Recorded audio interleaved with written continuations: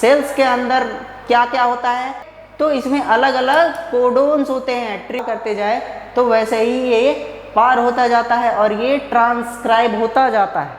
Hello, good morning students. तो सब बढ़िया है ना?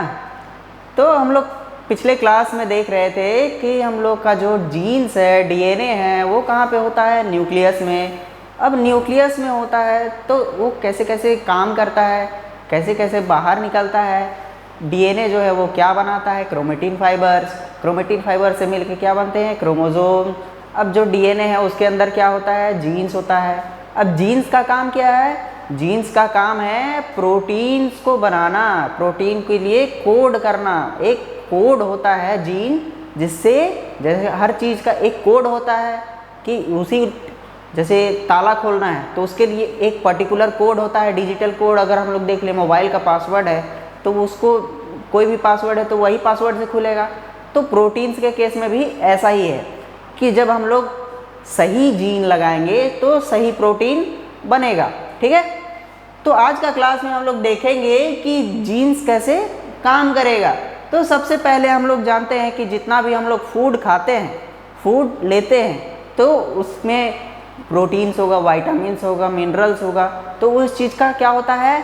डाइजेशन होता है। कैसा डाइजेशन होता है? केमिकल डाइजेशन होता है। ठीक है, अब प्रोटीन्स हम लोग डायरेक्ट तो एब्जॉर्ब नहीं कर सकते हैं उस खाना को, तो उसको कन्वर्ट किया जाता है सिंपलर मॉलिक्यूल्स में हमारे बॉडी के द्वारा, ताकि हम लोग उसको एब्जॉर्ब कर पाएँ। ठीक है, तो आज हम लोग यही देखेंगे कि कैसे कैसे हम लोग का काम होता है, हमारा बॉडी में प्रोटीन्स कैसे कैसे बनते हैं हमारे बॉडी में। तो शुरू करते हैं। तो जितना भी हम लोग का सेल्स होता है उसमें प्रोटीन्स का डाइजेशन जो होगा वो कैसे होगा? जब हमारे बॉडी में जितने भी प्रोटीन्स है वो कहाँ से बनेंगे? सेल्स के अंदर से बनेंगे। सेल्स के अंदर क्या क्या होता है? सबसे पहला होता है हम लोग का न्यूक्लियस। न्यूक्लियस के अंदर अगर हम लोग देखें तो न्यूक्लियस के अंदर क्या होते हैं? बहुत सारे क्रोमेटिन फाइबर्स होते हैं। क्रोमेटिन फाइबर्स में क्या होंगे? हमारे ये जो पार्ट है इसमें क्या होगा? क्रोमेटिन फाइबर्स में इसमें होगा डीएनए, और डीएनए कंटेन क्या चीज़ को करेगा? जीन्स को। क्या कंटेन करेगा? जीन्स को। ठीक है, जीन्स को कंटेन करेगा। अब जीन्स, ये जो डीएनए पार्ट है इसमें जीन्स होगा। ओके, अब जीन्स क्या होता है? जीन्स होता है हम लोग का एक स्पेसिफिक कोड। क्या होगा? ये जो जीन है ये क्या होगा? Specific code that codes for specific protein या स्पेसिफिक अमीनो एसिड। ठीक है, आगे बढ़ते हैं। तो हम लोग क्या देखेंगे कि जितना भी हम लोग का जीन्स है वो अलग अलग काम करेगा, अलग अलग प्रोटीन्स को ट्रांसक्राइब करेगा। अब इसमें क्या होते हैं? जीन्स के अंदर हम लोग के अलग अलग सीक्वेंसेस होते हैं। क्या होंगे? सीक्वेंसेस होंगे। जैसे कि अगर ये हम लोग का एक पार्ट ऑफ जीन है तो जीन के अंदर अलग अलग पार्ट्स होंगे। एक होगा प्रोमोटर रीजन, एक होगा टर्मिनेटर रीजन, एक होगा हम लोग का रेगुलेटरी सीक्वेंसेस। ठीक है, तो प्रोमोटर रीजन जहाँ पे हम लोग का होगा वहाँ से हम लोग का स्टार्ट होगा क्या? प्रोटीन बनना। और टर्मिनेशन रीजन वो रीजन होगा जहाँ पे ख़त्म हो जाएगा ये चीज़। ठीक है, आगे बढ़ते हैं। तो हम लोग क्या देखते हैं इसमें कि जितना भी हम लोग का सीक्वेंसेस होता है जीन में जितना भी सीक्वेंसेस होगा वो क्या होगा? हम लोग का प्रोटीन को कोड करेगा। प्रोटीन को कोड करेगा तो क्या हो जाएगा? प्रोटीन अमीनो एसिड से बनते हैं।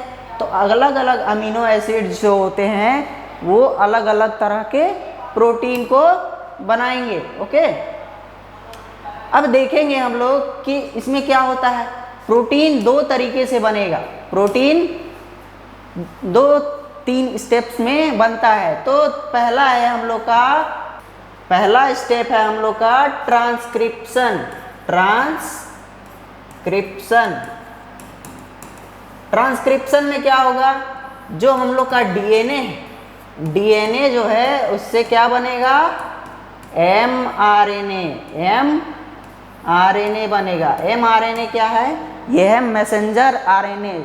मैसेंजर आरएनए का काम क्या है कि डीएनए से इंफॉर्मेशन लेके एक आरएनए बनाएगा, जो क्या करेगा बाद में ट्रांसलेट होके बनेगा हम लोग का प्रोटीन। दूसरा सेक्शन है हम लोग का ट्रांसलेशन। ट्रांसक्रिप्शन के बाद क्या आएगा हम लोग का, ये हम लोग का ये जो दिख रहा है, ये हम लोग का जो पार्ट दिख रहा है, ये क्या है, एमआरएनए फॉर्मेशन। एमआरएनए फॉर्मेशन, ठीक है। आगे बढ़ते हैं इस वीडियो में। तो क्या है, अगर हम लोग देखेंगे तो एमआरएनए जो है इसमें अलग अलग सीक्वेंसेस होते हैं। किस चीज़ के, अलग अलग कोड्स होंगे। जैसे कि हम लोग का AUG हो गया, स्टार्ट कोड, ठीक है। तो इसमें अलग अलग कोडोन्स होते हैं, ट्रिपलेट में फॉर्म होते हैं ये कोडोन्स। 3 अलग अलग सीक्वेंस में कोड फॉर्मेशन होता है, जो ट्रांसलेट करके क्या बनाएगा, हम लोग का प्रोटीन्स को बनाएगा। जैसे हम लोग का ये है ल्यूसीन, फिनोक्सिलिन, आइसोल्यूसिन, वैलिन, सेरीन, ऐसे करके अलग अलग अमीनो एसिड्स को बनाएगा, जो हम लोग का प्रोटीन्स को बनाएंगे मिल के साथ में, ठीक है। अब इसके बाद हम लोग देखते हैं कि जितना भी हम लोग का एमआरएनए है, जितना भी हम लोग का एमआरएनए है, उसमें अलग अलग सीक्वेंसेस होते हैं। जैसे हम लोग का ये है हम लोग का AUG, ये होता है हम लोग का स्टार्ट कोडोन। ये होता है हम लोग का, ये जो सीक्वेंस है AUG, यहाँ से हम लोग का स्टार्ट होता है, ठीक है। और ये क्या है, स्टार्ट कोडोन है, स्टार्ट कोडोन, ठीक है। और एक जगह आएगा जहां पे हम लोग का क्या होगा, टर्मिनेट हो जाएगा। तो इसमें स्टार्ट कोडोन में सबसे पहले स्मॉल राइबोसोमल यूनिट आके बाइंड करेगा, उसके बाद लार्ज राइबोसोमल यूनिट आके बाइंड करेगा। इसमें क्या आएगा, फिर से tRNA आएगा। tRNA अपने साथ क्या लेके आएगा, tRNA अपने साथ लेके आएगा एक अमीनो एसिड को। ये हम लोग का है amino acid,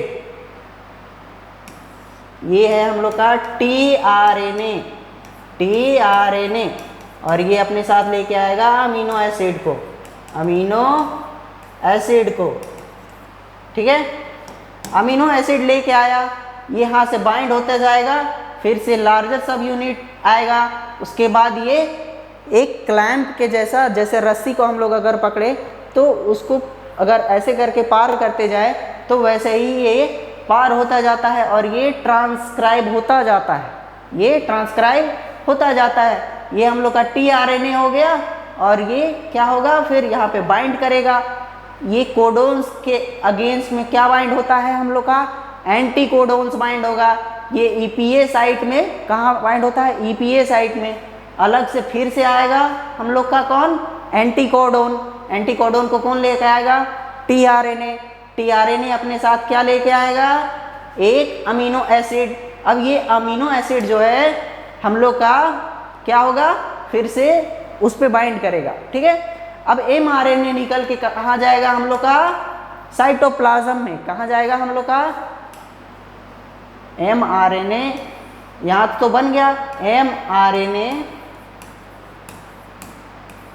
formed in nucleus and transferred to cytoplasm for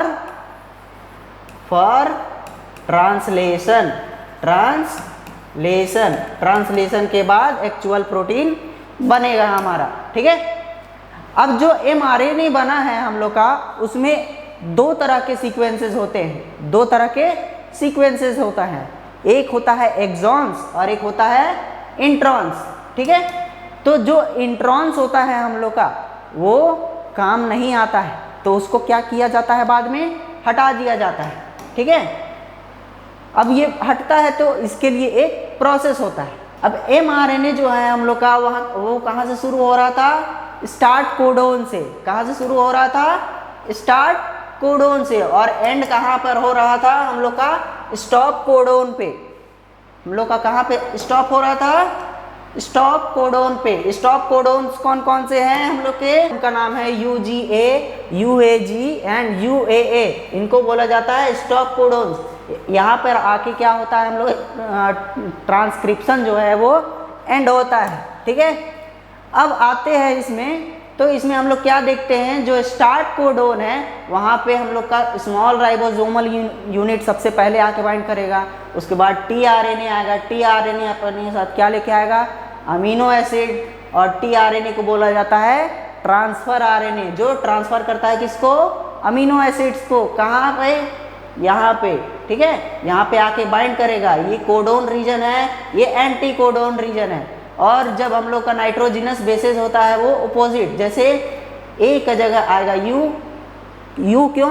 क्योंकि ये RNA बनाएगा इसीलिए, नहीं तो ए और टी का बाइंडिंग होता है अगर DNA बनता है तो, ठीक है। अब आगे देखते हैं कि ये जो हम लोग का इनिशिएटर tRNA है उस पे आके कौन बाइंड करेगा? फिर हम लोग का larger sub unit of ribosome bind करेगा। Larger sub unit of ribosome bind करेगा। और यहाँ से फिर क्या होगा? ये आगे की ओर बढ़ेगा। जैसे ये पेन है, पेन में ये क्लैंप के जैसा है, ये आगे बढ़ता जाएगा, ठीक है। और ये EPA साइट में होता है। नेक्स्ट tRNA आएगा। नेक्स्ट tRNA अपने साथ एक और अमीनो एसिड लेके आएगा। अमीनो एसिड लेके आएगा, फिर ये दोनों अमीनो एसिड जुड़ जाएगा और ये क्या हो जाएगा? रिलीज हो जाएगा। क्या हो जाएगा? रिलीज। ये कोडोन रीजन है और ये एंटी कोडोन रीजन है, ओके। अब tRNA जो होता है वो चार्ज होता है और ये होता है नेगेटिवली चार्ज। ये यहाँ पे आके बाइंड किया दूसरा अमीनो एसिड।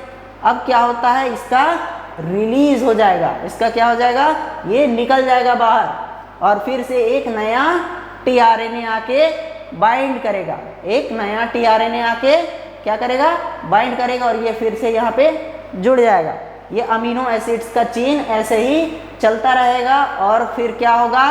जब हम लोग का स्टॉप रीजन आएगा, स्टॉप रीजन मतलब स्टॉप कोडोन आएगा, तो वहाँ पे हम लोग का क्या हो जाएगा? ये पॉलीपेप्टाइड जो चेन बना वो रिलीज हो जाएगा। क्या हो जाएगा?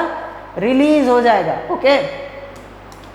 नेक्स्ट हम लोग देखते हैं कि ये सारा चीज़ निकल जाता है और हम लोग का जो पॉलीपेप्टाइड चेन बना, पॉलीपेप्टाइड चेन बना, तो वो फंक्शनल नहीं होता है। उसको फंक्शनल बनाने के लिए क्या होता है? उसको मॉडिफाई करना ज़रूरी है। तो मॉडिफाई किस किस तरीके से होगा? उसमें 5 प्राइम में कैपिंग होता है, 3 प्राइम में टेलिंग होता है, और क्या होता है? वो एक सीक्वेंस होता है पूरा, जो उसमें क्या होते हैं? अलग अलग मॉडिफिकेशंस का ज़रूरत पड़ता है। क्या पड़ता है? ज़रूरत पड़ता है। तो पॉलीपेप्टाइड चेन जो है वो क्या करेगा? अलग अलग शेप्स में होगा, जो फंक्शनल नहीं होगा क्योंकि ये मैच्योर नहीं है। ये इसका रिलीज होता है न्यूक्लियर पोर से, फिर कहाँ जाएगा? ये एंडोप्लाज्मिक रेटिकुलम में। एंडोप्लाज्मिक रेटिकुलम से निकल के वो कहाँ जाएगा? हम लोग का गोल्गी एपरेटस में। गोल्गी एपरेटस में जाएगा और उसका क्या होगा? मॉडिफिकेशंस होगा। क्या होगा? मॉडिफिकेशंस होगा, ठीक है। अब निकल रहा है गोल्गी एपरेटस से, तो वो मॉडिफाई होके निकल रहा है और उसके बाद वो प्लाज्मा मेम्ब्रेन से निकल के कहाँ आ जाएगा? हम लोग का सेल्स के बाहर। और क्या होगा? हम लोग का जो डाइजेस्टिव सिस्टम है तो उसमें से क्या हो जाएगा? वो एब्जॉर्ब हो जाएगा। क्या हो जाएगा? एब्जॉर्ब। और इसी तरीके से हम लोग का प्रोटीन का एब्जॉर्प्शन होता है हमारे बॉडी में। तो उम्मीद है आप लोग को वीडियो पसंद आया होगा। अगर वीडियो पसंद आया तो वीडियो को लाइक करें और शेयर ज़रूर करें, ताकि आप लोग को और अच्छा कंटेंट मिलता रहे। तब तक के लिए थैंक यू। जय हिंद।